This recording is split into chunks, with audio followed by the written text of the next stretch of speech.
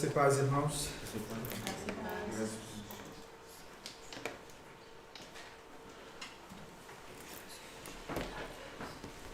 Meus irmãos, certa vez alguém disse: se alguém vier a mim e não aborrecer a seu pai, e mãe, e mulher, e filhos, e irmãos e irmãs, e ainda a sua própria vida, não pode ser meu discípulo.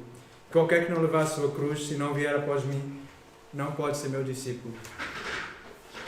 Os irmãos estão bem familiarizados com essa frase, porque tem sido exposta aqui nos últimos domingos. Uma frase que está em Lucas 14, 26 a 27, que é uma palavra que é dura aos nossos ouvidos. Nós já temos estudado o que isso significa de fato. Ao longo da história, nós vemos que muitos líderes, reis, imperadores, muitos homens na terra quiseram ter esse privilégio também das pessoas terem esse tipo de adoração, de amor das pessoas, de ser amado acima dos outros, a tal ponto de roubar esse privilégio desses relacionamentos mais íntimos de pai, mãe, irmãos e até mesmo de Deus. Nós vemos, por exemplo, o Antigo Egito. Os faraós eram tidos como deuses, encarnação de um deus. No Império Romano foi instituída aquela ideia do culto imperial, culto ao imperador, que também era visto, de certa forma, como um deus.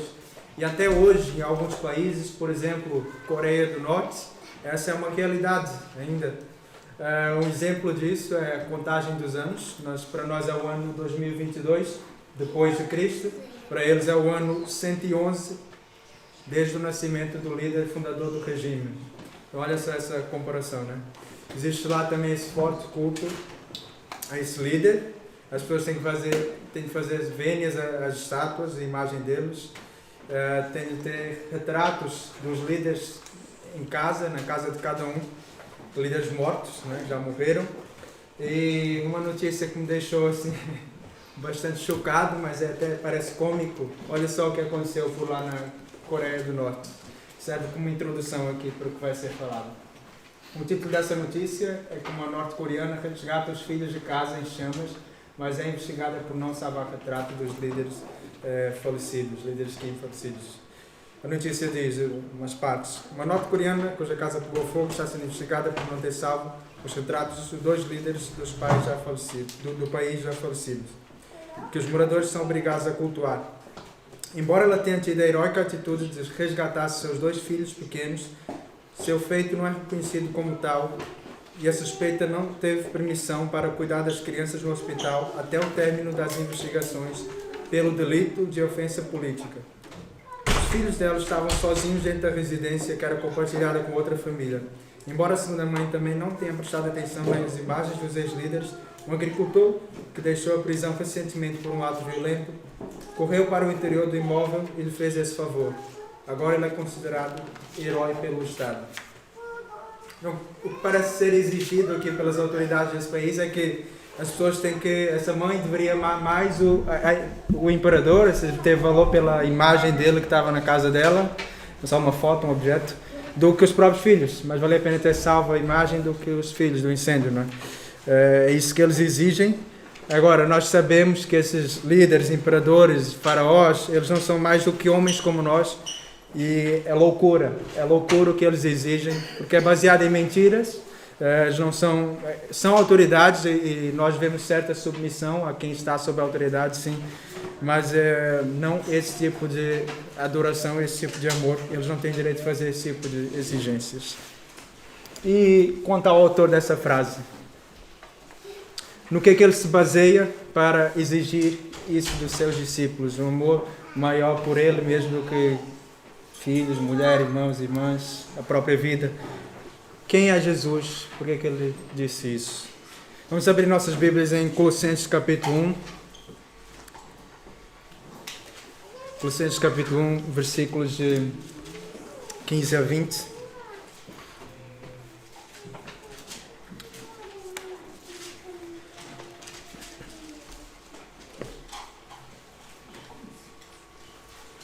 Mas antes vamos fazer uma palavra de oração. Senhor nosso Deus, nosso Pai, quero pedir a Tua direção agora, que vou ler a Tua palavra, vou expor esse texto. Peço que me uses, Pai, peço que acalmes os corações de cada um de nós. Prepara os nossos corações para ouvir a Tua Palavra, para que ela encontre o solo fértil, ó Deus, preparado por Ti e que frutifique em nossos corações com frutos para a Tua glória, Pai. Em nome de Jesus. Então, Colossenses 1, versículos de 15 a 20, diz assim: o qual é a imagem do Deus invisível, o primogênito de toda a criação. Porque nele foram criadas todas as coisas que há nos céus e na terra, visíveis e invisíveis, sejam tronos, sejam dominações, sejam principados, sejam potestades. Tudo foi criado por Ele e para Ele. Ele é antes de todas as coisas, e todas as coisas subsistem por Ele. Ele é a cabeça do corpo, da igreja, é o princípio, o primogênito dentre os mortos, para quem tudo tenha a preeminência. Porque foi do agrado do Pai que toda a plenitude nele habitasse, e que havendo por ele feito a paz pelo sangue da sua cruz, por meio dele reconciliasse consigo mesmo todas as coisas, tanto as que estão na terra como as que estão no céu. Esse texto está no início da carta de Paulo, que ele escreve à igreja que está em Colossos. É uma carta que apresenta muita semelhança à carta aos Efésios.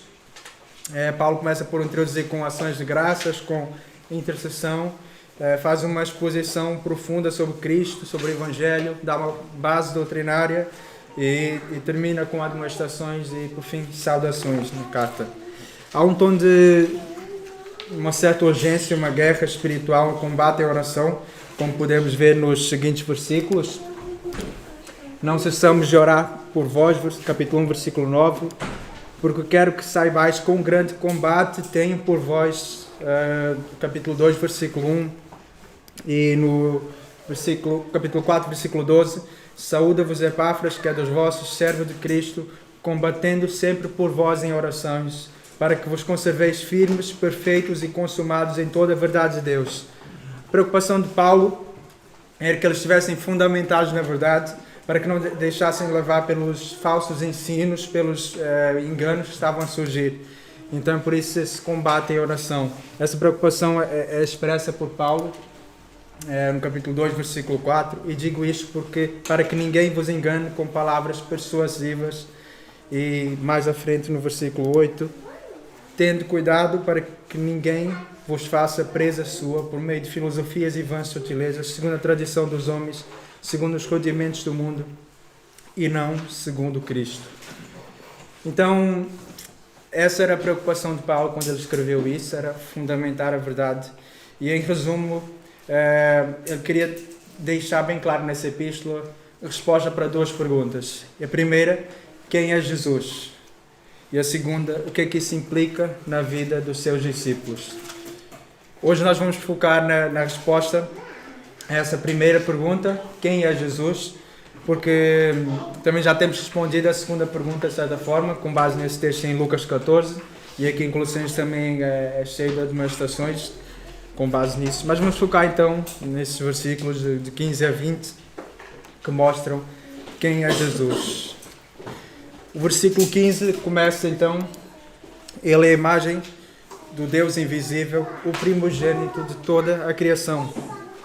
Jesus é a representação, a imagem, essa ideia, a representação visível de um Deus que não pode ser visto. Ele é o resplendor da glória de Deus, a exata expressão do seu ser. E no texto de Hebreus 1:3, por isso ele mesmo diz: quem me vê a mim, vê o Pai. João 14:9. Não há nenhuma falha, não há nenhuma imperfeição nele. Ele é o espelho, é a imagem exata. Quem olha para ele, vê o Pai, vê a Deus, vê o Deus invisível. Ele é o primogênito de toda a criação. Essa ideia é que ele tem a primazia, ele tem a supremacia sobre todas as coisas criadas, incluindo os anjos, incluindo qualquer poder, qualquer autoridade, seja celeste, seja terrena. Ele é o herdeiro de tudo, conforme também é visto em Hebreus 1:2. Não se refere, então, à ideia de primogênito sobre toda a criação, não se refere ao fato dele ter sido criado antes de todas as coisas, como alguns insinuam isso, porque todas as coisas criadas, a Bíblia deixa bem claro, todas as coisas criadas, o que são coisas criadas? São coisas que não existiam e passaram a existir, foram feitas através dele e para ele.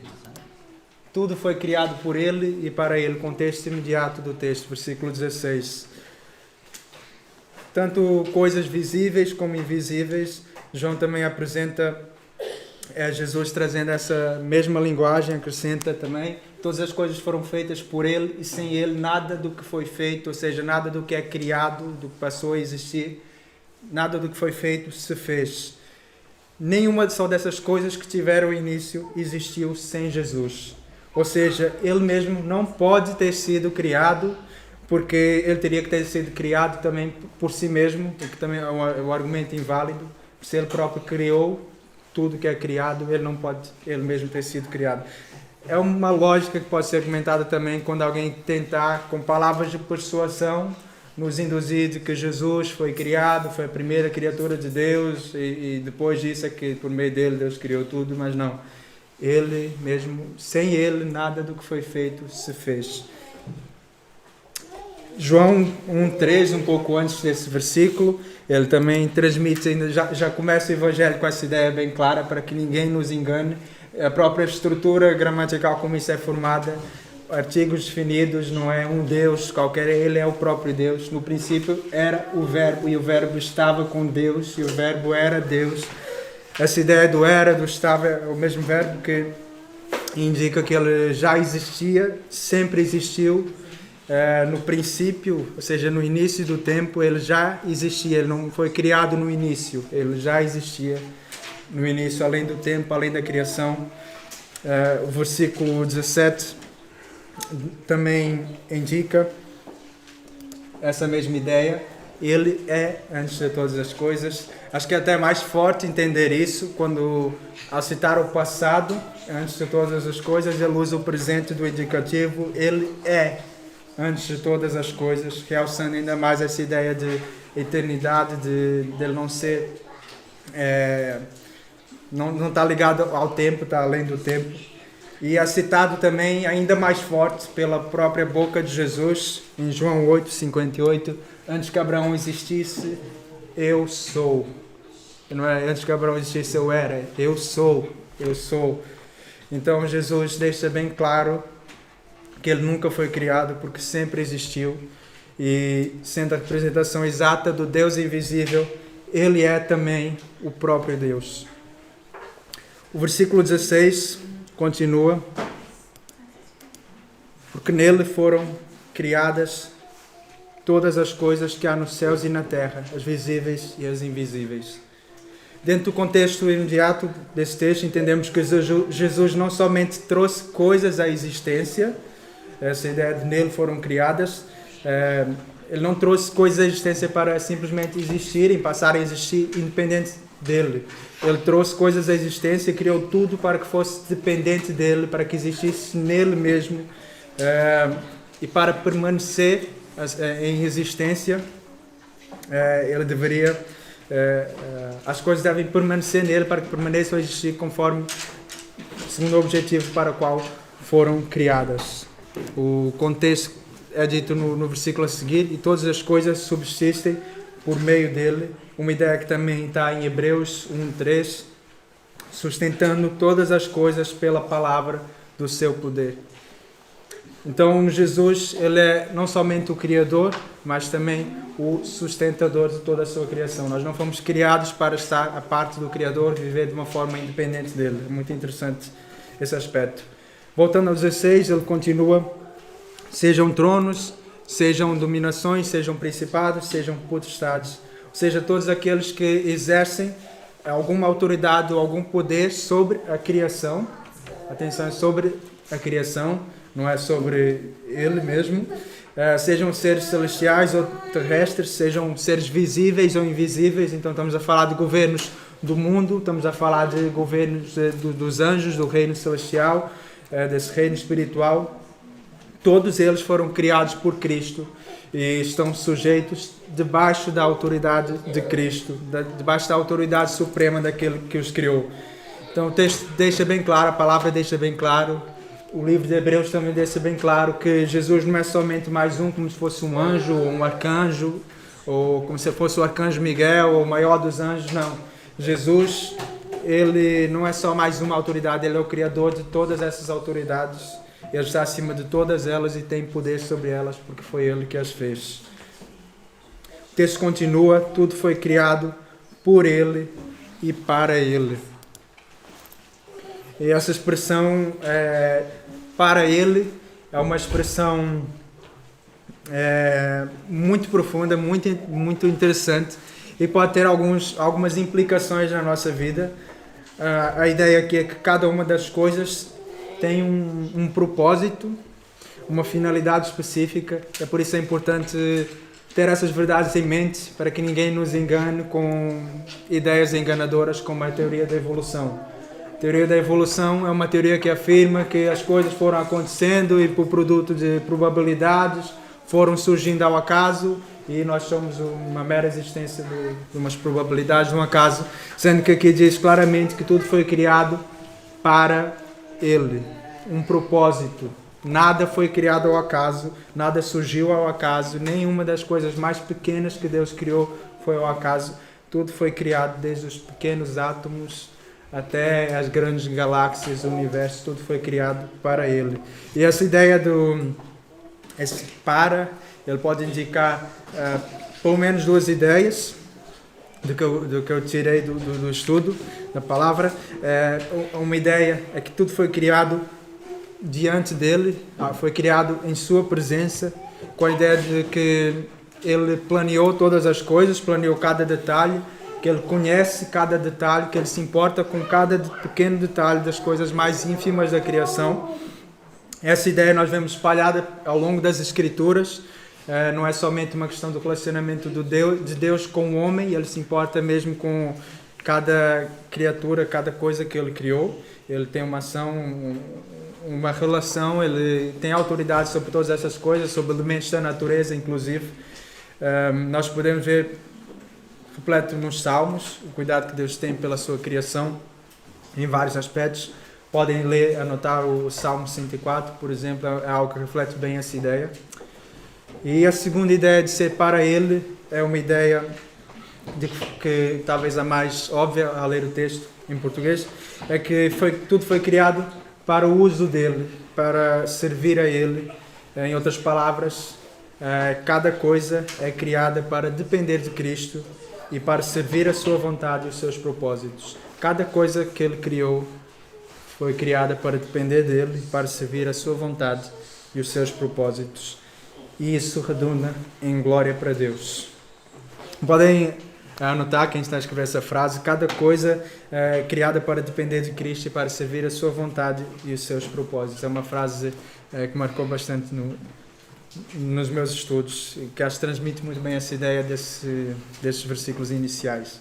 Um texto paralelo a isso, que talvez os irmãos já tenham logo feito a conexão, muito conhecido, é Romanos 11:36, que diz: porque dele, por ele e para ele são todas as coisas. Glória, pois, a ele eternamente. Um pequeno versículo que transmite também as mesmas ideias, né? O dele quer dizer que ele é o dono de tudo. Por ele quer dizer que tudo foi criado e tudo subsiste por meio dele. E para ele, exatamente isso que nós acabamos de falar, mostra o propósito de cada coisa criada, que é dar glória, como o versículo continua, dar glória ao Criador, servindo aos seus propósitos. Outro texto semelhante, 1 Coríntios 8:6. Todavia para nós há um só Deus, o Pai, de quem é tudo e para quem nós vivemos. E um só Senhor, Jesus Cristo, pelo qual são todas as coisas e nós por Ele. Então, cada criatura, cada um de nós foi criado para viver para o Criador. Não foi para viver independente, não foi para viver para si mesmo, foi para viver para Ele, viver para o Criador. O texto continua, versículo 18. Ele é a cabeça do corpo da igreja, é o princípio, o primogênito dentre os mortos, para quem tudo tenha a preeminência. Há um texto bem claro, Jesus é a cabeça do corpo. A ideia de cabeça é uma palavra que pode ser tanto literal como figurada, e nesse caso significa que ele é a autoridade da igreja, a autoridade suprema, a autoridade máxima. Ele é quem manda na igreja, é a cabeça, e não somente isso, mas também ele é que proporciona que a igreja consiga viver. A igreja depende de Cristo para viver, para crescer. Uma ideia que Paulo explica mais à frente, no próximo capítulo, capítulo 2, 19, ele diz: a cabeça, da qual todo o corpo, provido e organizado pelas juntas e ligaduras, vai crescendo em aumento de Deus. A ideia era de... Cortei um pouco o versículo, mas a ideia era de estar ligado à cabeça. Está a falar de pessoas que não estão ligadas à cabeça, então ele diz: não ligado à cabeça, da qual todo o corpo, provido e organizado pelas juntas e ligaduras, vai crescendo em aumento de Deus. Ou seja, somente ligado à cabeça é que é possível ter esse crescimento na igreja, crescimento aumentando para Deus. E a Jesus que é essa cabeça, ele é que proporciona tudo isso. Depois fala que ele é o princípio, o primogênito dentre os mortos. É uma ideia que está ligada também com outro texto de Paulo, 1 Coríntios capítulo 15, versículo 20, em que ele diz: mas de fato Cristo ressuscitou dentre os mortos e foi feito as primícias dos que dormem.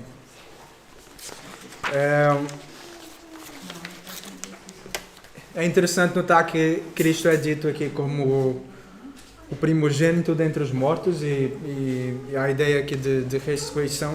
Mas houve pessoas que ressuscitaram antes de Cristo, nós lemos isso na palavra. Houve, por exemplo, o próprio Lázaro, que Jesus ressuscitou, e, no entanto, ainda assim, Cristo é tido como o primogênito, o princípio, o primeiro dentre os mortos. Então, por que que isso acontece? No Antigo Testamento também houve ressurreições, mas a ideia é que os que ressuscitaram, eles voltaram à vida, à mesma vida, ao mesmo corpo, não é? E depois viveram mais alguns anos, voltaram a morrer como qualquer todos, e estão no mesmo lugar onde todos estão. Jesus, quando ressuscitou, ele ressuscitou no mesmo corpo, mas já era um corpo de certa forma diferente, um corpo glorificado. Nós vemos vários aspectos disso quando ele aparece aos discípulos. Ele vinha para um lugar, aparecia no meio de portas fechadas, ele andava no meio dos que o conheciam e eles não o reconheciam. Então, de certa forma, era o mesmo corpo, que não estava mais ali morto no túmulo, mas era diferente também. Era um corpo imortal, um corpo no qual depois ele ascendeu aos céus e foi para junto do Pai. E também é uma promessa, é uma esperança para nós, porque se ele foi o primeiro a ter esse tipo de ressurreição, quer dizer que também vão haver muitos mais. 1 Coríntios 15, 23 depois também traz essa ideia. Primeiro Cristo, as primícias. Então, quando ele voltar, todos que estão em Cristo também vão ressuscitar com esse tipo de corpo que ele tem. Não vai ser uma ressurreição voltar a viver, é uma ideia que às vezes o mundo tem, mas para que ressurreição? Para que voltar a viver a mesma vida, e depois ter mais uma vida e depois vou morrer outra vez, é uma vida sem significado. Mas não é essa ideia, não tem nada a ver com isso. Então, a ressurreição aqui, é importante entender que tipo de ressurreição é que é falado, que tipo de primícia, que primazia entre os mortos, o que é isso. É essa ressurreição de viver a nova vida com Cristo, uma vida que não terá fim nunca, uma vida completamente diferente da que nós estamos habituados aqui na Terra. Então, Jesus tem de fato a preeminência. A preeminência é a ideia da primazia, dele ser o que está em primeiro lugar, dele ter a supremacia em todas as coisas. O verso 19 continua a ideia que porque foi do agrado do Pai que toda a plenitude nele habitasse. É um texto muito profundo mesmo, e podia ser feito um estudo com esse versículo aqui e ver tudo que isso implica. Eu vou pegar dentro do próprio contexto do livro, que Paulo também explica mais à frente, no capítulo 2, versículo 9, ele diz: porque nele habita corporalmente toda a plenitude da divindade. Então, essa mesma ideia da plenitude implica, e isso, a mesma ideia que já foi explicada, que ele é a imagem do Deus invisível, é a representação de um Deus que não se pode ver. Nele habita corporalmente. Jesus veio em corpo, veio em carne, toda a plenitude da divindade. Ou seja, não é não é como se ele complementasse Deus e tivesse algumas coisas que Deus não tem, ou Deus tem tipo, outras coisas. Ele, na verdade, é tudo que é Deus, de fato, está corporalmente em Cristo. É um conceito que parece que não cabe na nossa mente, porque como é que um Deus que é maior do que o universo, que é espírito, que não se pode medir, como é que ele cabe dentro de um corpo de Cristo? E tudo, ele todo, a essência toda, não é uma parte dele, uma pequena parte, mas é de fato o que Cristo representa. Toda a plenitude nele habita, toda a plenitude de Deus. E a plenitude é a ideia dessa medida completa, que não tem falta de nada, e ele tem essa plenitude em si mesmo. Jesus transmite bem claramente essa ideia.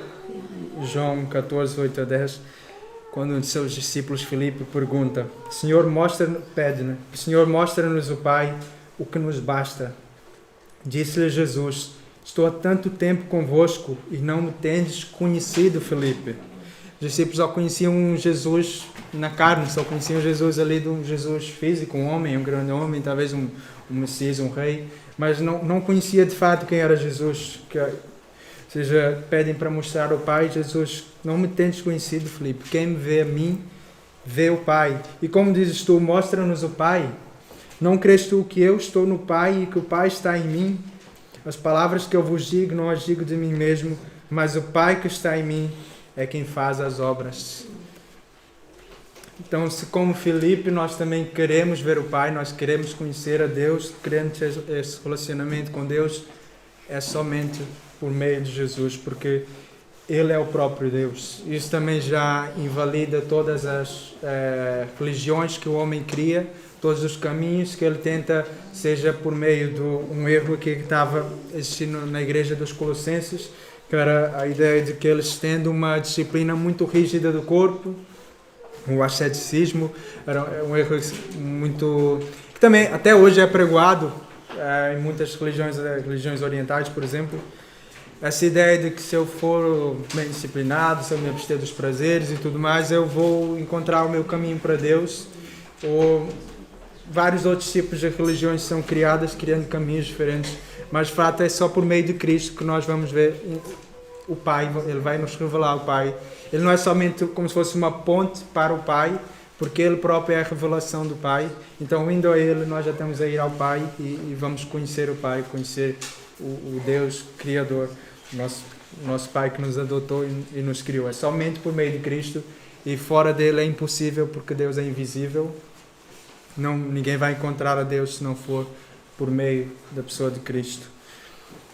Outra ideia também que Paulo apresenta no capítulo 2, versículo 3, também ligado com essa plenitude, fala de Cristo como em quem estão escondidos todos os tesouros da sabedoria e do conhecimento, da sabedoria e da ciência.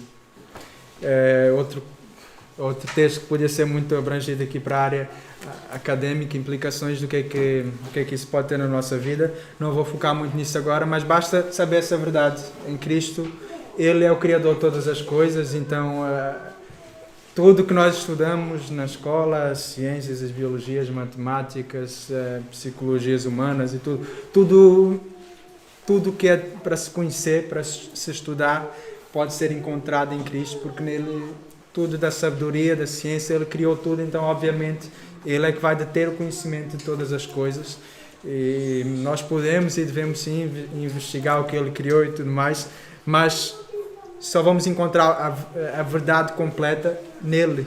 A parte dele vai sempre faltar alguma coisa, vai fazer alguma coisa que não tem sentido, vai bater alguma coisa mal. A ciência vai ser falha, e nós vemos por isso exatamente.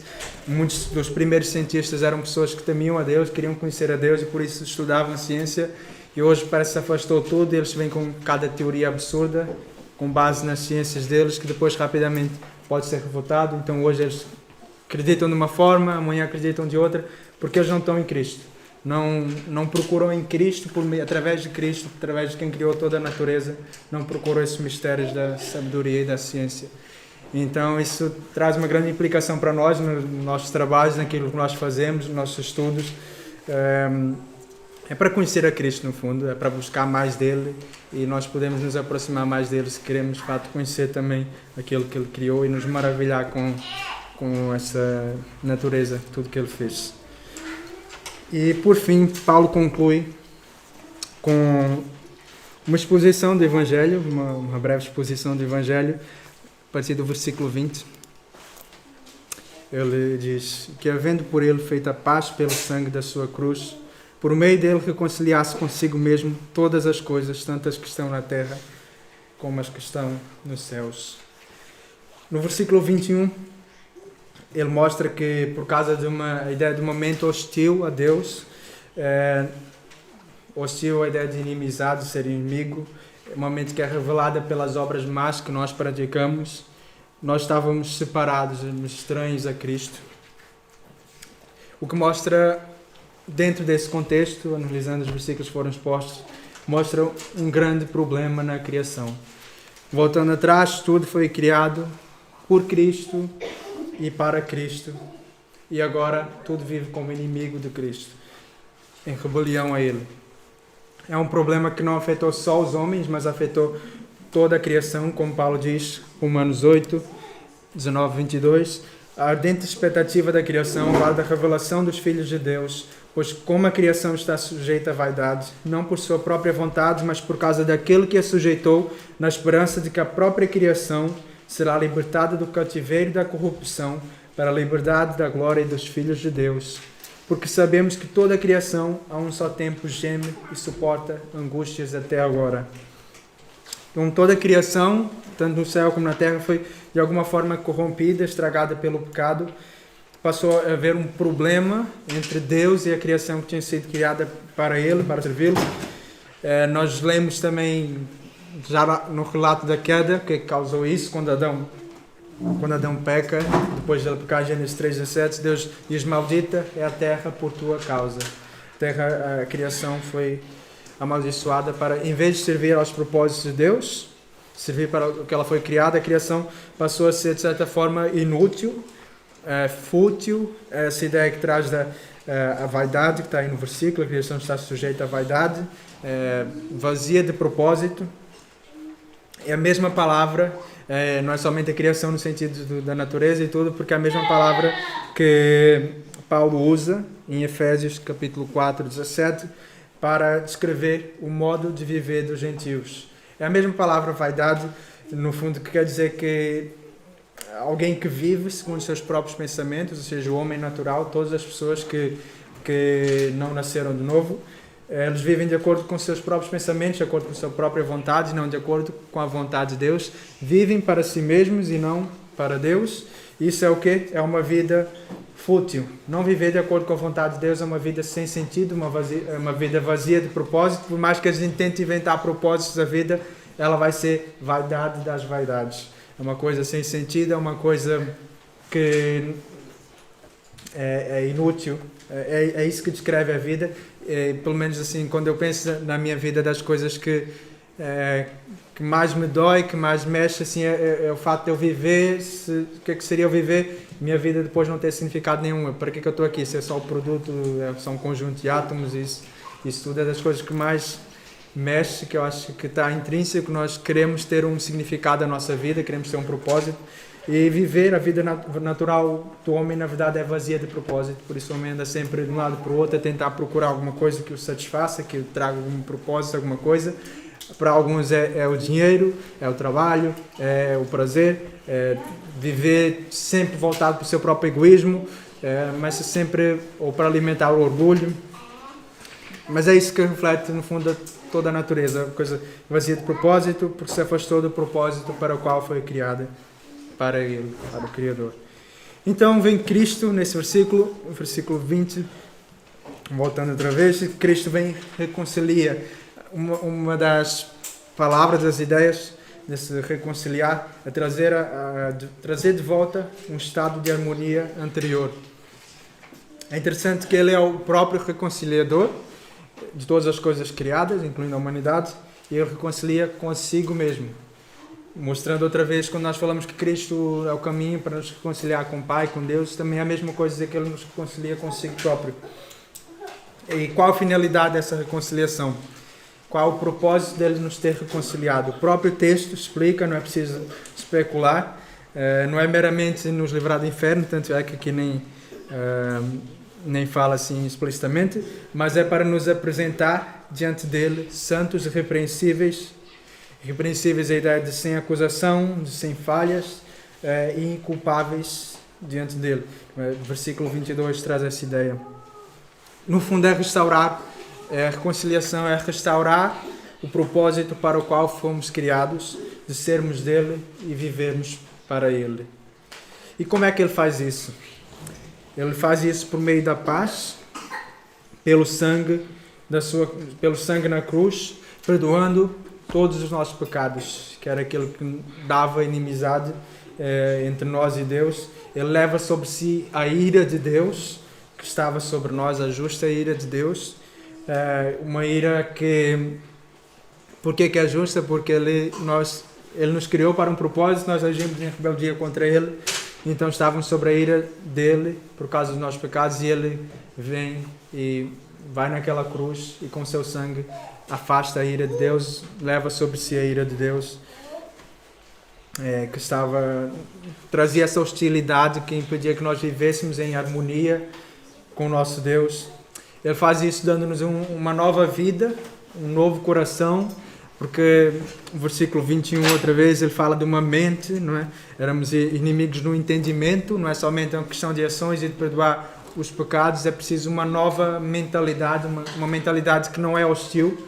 É importante lembrar que o pecado não é só meramente ações erradas que nós fazemos, são ações erradas que brotam de um coração errado, brotam de um coração corrompido, brotam de um coração que afastou-se de uma coisa muito básica, e depois são só resultados, são só frutos.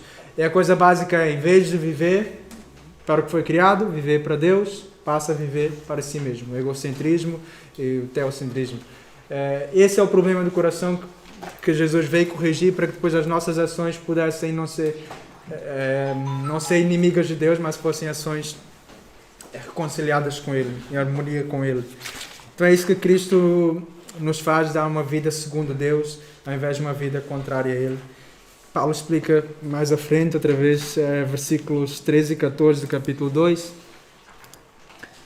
E quando vós estáveis mortos nos pecados e na incircuncisão da vossa carne, vos vivificou juntamente com Ele, perdoando-vos todas as ofensas, havendo riscado a cédula que era contra nós nas suas ordenanças, a qual de alguma maneira nos era contrária, e a tirou de nós, cravando-a na cruz. Esse é o Evangelho, irmãos. Mas é importante lembrar que nem todos estão reconciliados. Ele fala aqui que veio para reconciliar todas as coisas, tanto no céu como na terra, mas nem todos estão reconciliados com Deus, porque apesar dessa reconciliação ser suficiente, sim, para todos, só aquele que morrer com Cristo e ressuscitar para uma nova vida com Ele está de fato reconciliado com Deus. Quando Jesus voltar para reconciliar toda a criação, nós vimos o texto de Romanos 8, que há uma expectativa de toda a criação seja reconciliada, seja restaurada, ainda não aconteceu, vai ser futuro, já está garantido pela cruz, ainda vai acontecer, e nesse momento é o tempo da reconciliação com Deus, é o tempo que Ele nos deu para pegarmos aquilo que já aconteceu e sermos reconciliados com Ele, mas quando Ele voltar, aqueles que não estão reconciliados com Ele vão ser afastados dele para sempre, porque enquanto hoje ainda há esse espaço para isso, há uma criação em que uns estão reconciliados com Deus e vivem em harmonia com Ele por meio de Cristo, e outros vivem de acordo com seus próprios pensamentos, e a criação ainda está um caos, sujeita à vaidade, da inutilidade. A nova criação, quando Ele voltar para restaurar a ordem, não vai permitir nada disso. A natureza vai ser restaurada em um estado perfeito de harmonia com Deus, a própria natureza vai servir perfeitamente para refletir a glória dEle, os seus propósitos. Todos aqueles que estão reconciliados com Deus vão viver recebendo um novo corpo, um corpo que também não vai ser hostil a Deus, não vai ter mais inclinações da carne que são hostis a Deus, vai ser somente a nova natureza, e aqueles que não se reconciliaram com Ele vão ter que ser afastados dele para sempre, que a Bíblia descreve um lugar de tormento, um lugar de choro e de ranger de dentes, porque não vai haver espaço para rebelião, não vai haver espaço para cada um viver a sua própria maneira, como ainda há hoje. Então, irmãos, esse é o tempo para reconciliarmos, para estarmos de acordo com Deus. Se nós queremos ter um propósito, um significado na vida, nós só vamos encontrar isso em Cristo. Se queremos salvar a nossa vida e preservá-la para a vida eterna, nós precisamos morrer. Nós precisamos morrer, precisamos dizer já chega. Que tipo de morte é esse? É o tipo de morte que é o eu, o nosso ego precisa morrer. É um tipo de morte que é a morte para o pecado. É um tipo de morte de morrer para o mundo.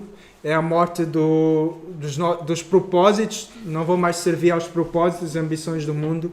É morrer para tudo isso. Nós deixamos de ser úteis, de ser importantes para o propósito do mundo, para o sistema maligno do mundo. Esse tipo de morte, em resumo, morrer para a nossa própria vontade. Essa é a raiz do pecado. E essa é aí onde deve ser efetuada a morte. Não é meramente dizer, eu fazia isso, não vou mais fazer. Pode implicar isso, ok, mas não é somente isso. É preciso uma morte lá na raiz de tudo. E como é que se morre? Como é que acontece isso? É uma decisão de fé e um fruto sobrenatural de Deus. Obviamente é um milagre, ninguém consegue nascer de novo sozinho, ninguém consegue morrer sozinho, né? Esse tipo de morte. É preciso, então, uma ação sobrenatural de Deus em conjunto com uma resposta de fé da nossa parte. Nós precisamos morrer para que então possamos viver. É isso que Jesus ensina, é uma vida nova. Paulo traz essa ideia bem claramente, Gálatas 2, 19 a 20. Porque eu, mediante a própria lei, morri para a lei, a fim de viver para Deus.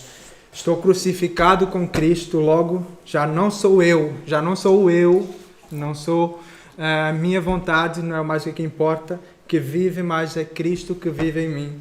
E esse viver que agora tenho na carne, porque de fato a nossa carne não morreu, não é suicídio físico, ainda temos uma vida na carne, vivo pela fé no Filho de Deus, que me amou e se entregou por mim. Então, no fundo, já chega daquele conflito, eu posso ou não posso, essa coisa da lei dos mandamentos, no sentido de que tento ver, isso eu posso, quão longe eu posso ir sem pecar. Quem fica com esse tipo de argumentações para ver quão longe pode ir sem pecar, no fundo, não corrigiu a raiz do seu problema ainda. No fundo, ainda está aquele problema que eu quero fazer minha vontade, mas vou aqui inventar um legalismo para tentar estar bem diante de Deus. Então a ideia não é essa, não é mais eu posso ou não posso isso, mas a ideia é o que é que Jesus faz, o que é que Jesus faria, é a vida dele. A vida dele tem que se manifestar em mim, em obediência pura e simples. A vontade dele não é mais a minha. Se a minha vontade por acaso estiver de acordo com a dele, ótimo, ok, mas se não tiver, não importa o que eu penso, não importa o que eu quero, importa o que ele quer. É isso que o próprio Jesus fez. Jesus orava, Pai, não seja o que eu quero, mas o que tu queres. Quando ele veio para a morte na cruz, ele humanamente, ele encarna, obviamente ele não queria passar por aquele sofrimento terrível de separação do Pai e o seu próprio sofrimento físico também. No entanto, ele, Pai, não seja o que eu quero, mas o que tu queres. Então, o que importava ali é que ele, de fato, obedeceu, mesmo não tendo naquele momento a vontade dele sincronizada com a do Pai, porque ele não queria, mas ainda assim ele foi perfeito. É isso que importa, de fato, é nós obedecermos à vontade de Deus, é fazermos o que ele quer. Para isso fomos criados. Se Jesus é a nossa vida, e essa ideia fica bem clara, para aqueles que morrerem têm essa nova vida, a nova vida não é mais a mesma, não é simplesmente recomeçar a mesma vida do zero, é Cristo a nossa vida. Então também é dar um basta àquela ideia da justiça própria, a ideia de uma falsa humildade, de uma disciplina carnal, uma coisa humana que tem aquela aparência de sabedoria, mas que não tem valor nenhum contra a sensualidade, versículos 20 a 23 do capítulo 2. É preciso entender que enquanto permanecemos em Cristo, nós já somos perfeitos nele. E é por causa dele, é pelo mérito dele, não é por causa do nosso mérito. Então é importante permanecer em Cristo e não fazer nada à parte de Cristo, porque facilmente as nossas tentativas de obediência, de justiça própria, vão se transformar num legalismo e vão nos afastar de Cristo em vez de nos aproximar dele. Então precisamos fazer tudo por meio dele e ter esse cuidado, essa atenção de não fazer as coisas segundo a carne, que parecem boas, que têm aparência de boas, mas que na verdade não são por meio da vida de Cristo em nós. Então, meus irmãos, com isso quero fazer esse convite a que cada um sonde seu coração, entenda realmente, não importa a história, o momento, quantos anos de igreja, ou tudo que isso envolve. É uma coisa que eu mesmo faço a mim mesmo muitas vezes. Será que eu já de fato morri? Será que eu já de fato morri com Cristo? Será que eu vivo para Ele? Será que já houve esse clique, essa mudança? Por mais difícil pareça ser desistir da nossa vontade, mesmo depois de ter nascido de novo, ainda vai haver lutas, como a palavra nos alerta para isso. Mas é preciso entender isso, sondar nosso coração. De fato, eu já passei por esse momento, eu já morri para mim mesmo, eu já vivo para Deus. Só assim é que nós seremos salvos de fato. Jesus disse: quem ama a sua vida, perde-a, mas aquele que odeia a sua vida nesse mundo irá preservá-la para a vida eterna. Nós, de fato, amamos muito a nossa vida aqui. É difícil perder isso, mas nós temos que ter essa perspectiva da eternidade e desejar uma nova vida, não nos apegar a essa vida.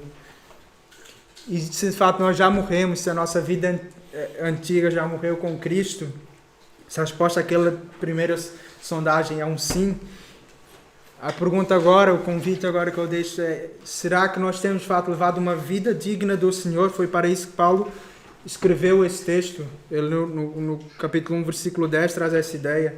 Então, foi para isso tudo que Jesus nos resgatou, para que possais andar dignamente diante do Senhor, agradando-lhe em tudo, frutificando em toda boa obra, crescendo no conhecimento de Deus, fortalecidos em todo o poder, segundo a força da sua glória, em toda paciência e longanimidade com gozo.